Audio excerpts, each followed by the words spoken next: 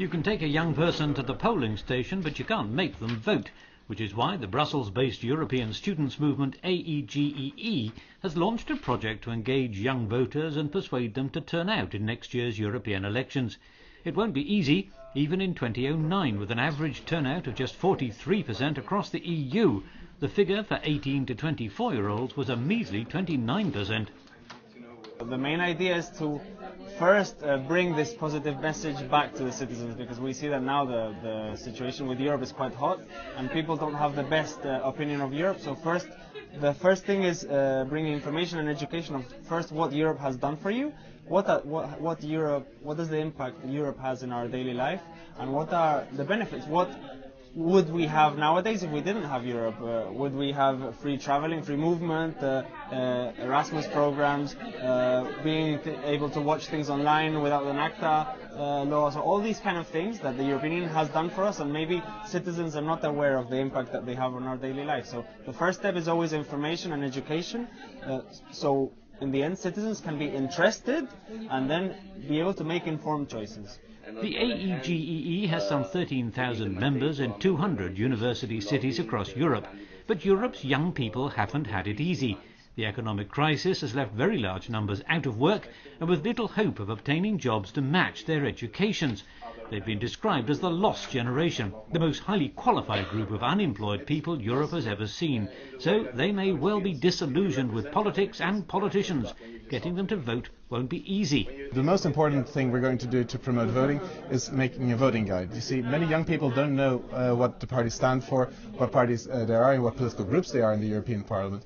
Basically, a lack of knowledge is a big problem. So what we're going to do, for each EU country, we're going to develop a voting guide with how the EU works, what the parties are, what they stand for, and to make sure that the youth know what they can do. Of course, it's really important, not only young people, but everybody to be engaged on the vote on the next European election, but especially on young people, because I think they are not really happy with this kind of project now. Maybe because they don't participate at the beginning, they don't work on the European Union that we have now. So now they have to go vote and decide what kind of European Union they want. Because this European Union, even if it's a really good project, it was guessed by our grandparents and our parents, and now is the turn of the young people to decide. The project, started here in this small meeting room in Brussels, will, it's hoped, blossom into something bigger, with young people seeking to counter populist and Eurosceptic arguments through bus tours of some countries, including Croatia and the UK. 1 year ahead of the elections, there's no time to lose. It's clear that the European Union has taken a lot of decisions, and maybe they don't like this kind of decision, but if they participate and then change the European Parliament composition and the different groups and the majority, they will change this kind of decision. I'm not happy with some of the decisions that are taken also inside the European Union, but I'm trying here to change it. But I need a majority, of course, and my group needs this majority, so we need people to change this. It is a very big challenge, and I absolutely agree. The youth and the political disaffection of the youth is a big problem, and that's something we're really planning to tackle with the YVOTE 2014 project. For instance, we're also developing a youth agenda through about 10 conferences, which will start in September in Valladolid, which the first conference will focus on youth participation. We will gather the opinions of the European youth about several topics which are relevant for the youth, collect them, make sure that they're in the youth agenda, just like we did for the YVOTE project in 2009, and send this to the European Parliament, promote them for the coming 5 years, and show this is what the youth wants, and make sure that their voice is heard.